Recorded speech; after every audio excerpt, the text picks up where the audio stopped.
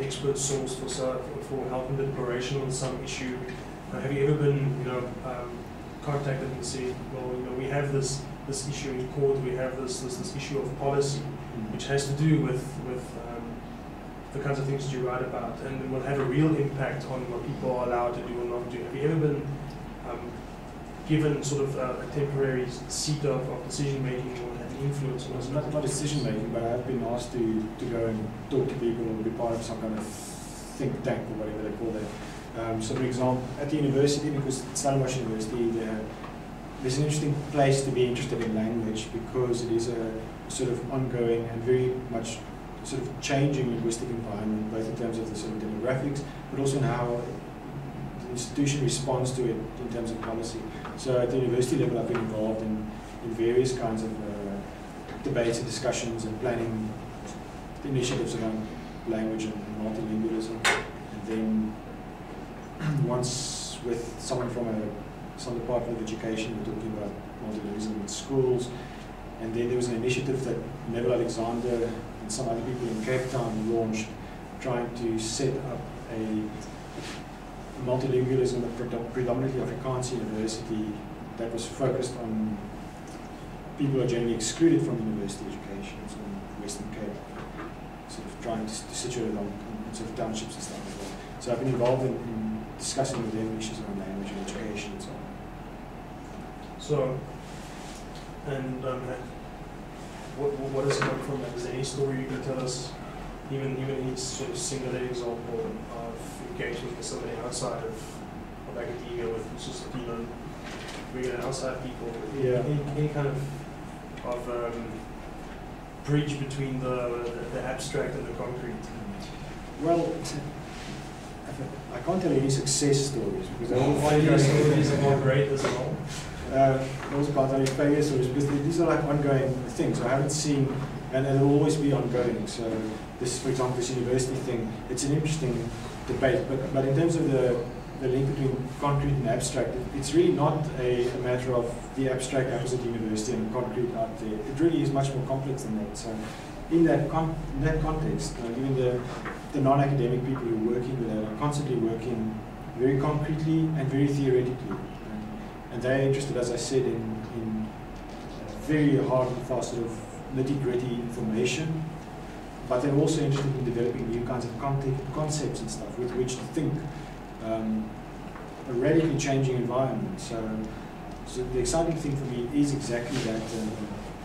I'm less interested in providing expert opinion or results that can be applied than in a sort of process of engagement or manufacturing something. So do you feel that's where your work starts, in those journals that very few people read, but have an extremely focused sort of niche? They do fit into a larger ecosystem.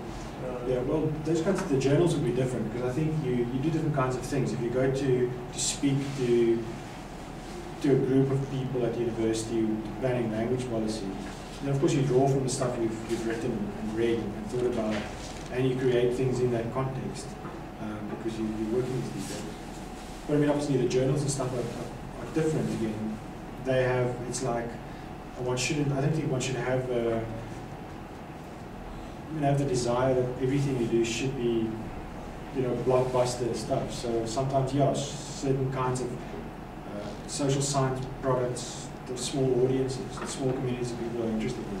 They're often very passionate communities. I mean, people, like social linguistics is a smallish field in the world, but people are really involved and they do read the stuff and they do develop something that's interesting. So it's a bit like poetry or something. It's not that many people are interested in it, but it has its space. It's sort of easy. It's like so different kinds of production of products, I think. What would you say to someone who is also interested in writing and reading and producing in one of those smaller appeal groups? Have you found that sometimes lacks institutional support, or that you really have to sort of strongly justify working in that niche area? Or No, I think one of the weird it's a paradoxical thing, but it's sort of new liberalization of the university, where people really are just in numbers and stuff. The old sort of mere thing of being able maybe to say that, you know, when I started at Stellenbosch, some people who did clinical psychology would say that's just simply more important than social psychology, right? Or whatever. Those kinds of hierarchies can't be sustained. The institution is interested in stuff like numbers and so on. So it's, in some ways that's a negative thing, but on the other hand, it also means that if I say I do radical feminist critical psychology, okay, and I publish in a transdisciplinary journal that's cited by people not just in psychology but everywhere, and it gets citations, and it's a peer-reviewed journal, and you know, then the dean or the bureaucracy doesn't care whether that's respected within the psychology. But I think so. I've never had that kind of thing. You can pretty much do whatever you want to, and we are actually in a space, I think, where also because universities and departments and knowledge systems want to market themselves. So if you decide cultural psychology is the thing, okay, few people in South Africa do cultural psychology, I do. If that's your thing, then the fact that it is a small space is probably an advantage. It gives you a little bit of an edge. You can market it. You can position yourself in the forefront quite easily. So sometimes, you know, I think the smaller things could be quite good for academic careers, for establishing yourself. You know, it's the kind of thing that's sexy when you go to the United States or to Germany, because you're the guy from South Africa who's doing the exotic stuff. So, yeah. Picking really exotic areas of interest will probably also help, you know, cut down on the sizes of literature searches for the first couple of years as well. Well, there are all sorts of advantages, yeah. Such as? Well, that, and you can go to maybe exotic, funky conferences with a few people and awesome places around the world and so on. There are all sorts of things you've got to think about. So.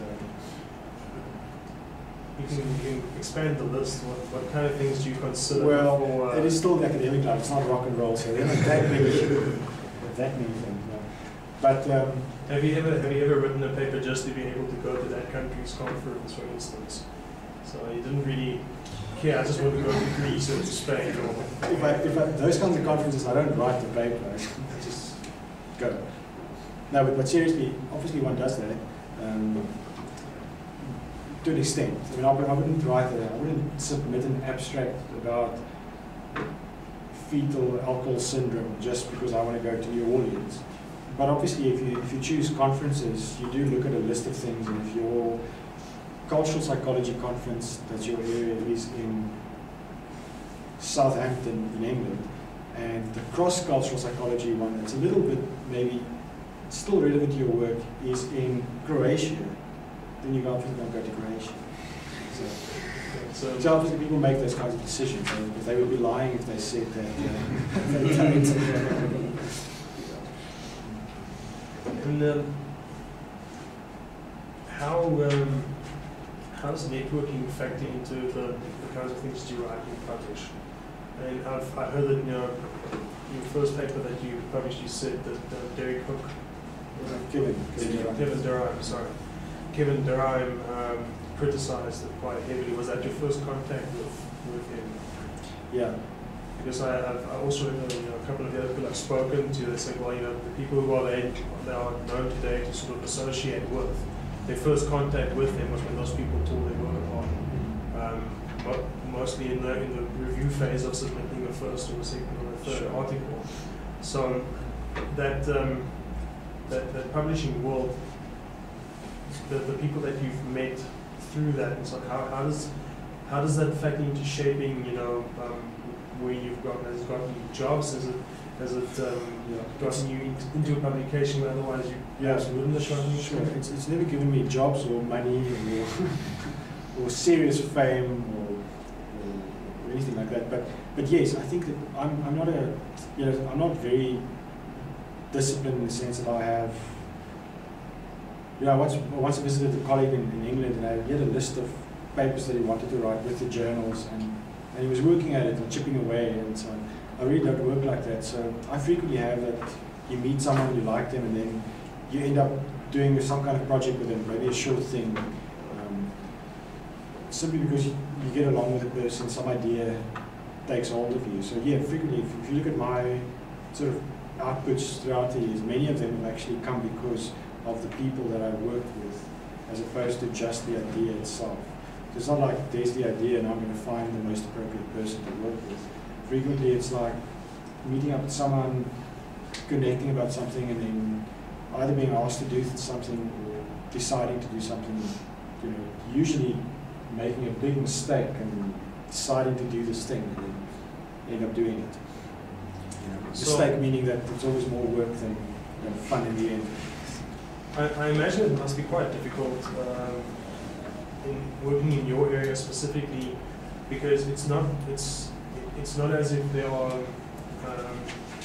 big mainstream questions or big applied directives like in market research. There are certain questions we want to answer because we want to make money and those kinds of things. So I imagine that inspiration must play quite a large role in coming up with questions to write about or topics to write about. Now you've mentioned that meeting people sometimes gives you things to write about, so that's one source of inspiration. But where else? How else does that process work? Before you start writing, how do you decide in this area that you're in what topics to write? Do you think about it in the shower or something?